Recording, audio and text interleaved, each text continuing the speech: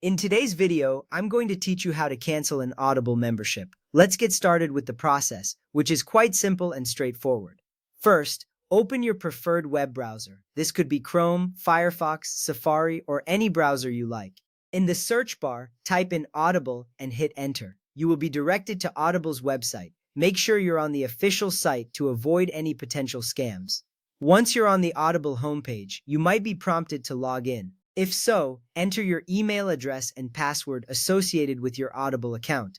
If you have two-factor authentication enabled, be sure to have your phone ready to receive the verification code. Logging in ensures that you have access to your account details, which is crucial for the cancellation process.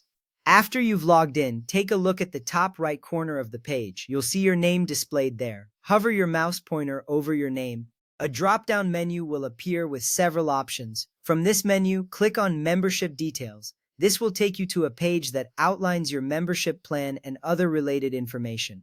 On the Membership Details page, look for the option that says Cancel Membership. It might be located towards the bottom of the page, so you may need to scroll down a bit. Click on Cancel Membership to proceed. After clicking Cancel Membership, you will be taken to a new page. Here, you may be asked to confirm your decision by clicking Continue to Cancel. This step is important because it ensures that you are intentionally choosing to cancel your membership.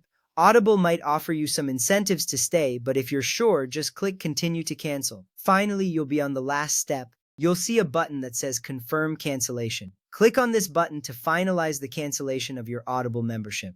Once you've done this, you should receive a confirmation email from Audible. This email will confirm that your membership has been successfully canceled. And that's it. You've now learned how to cancel your Audible membership. Remember, you can always sign up again if you decide to come back. Thank you for watching, and I hope this guide was helpful. If you have any questions, feel free to leave a comment below. Have a great day.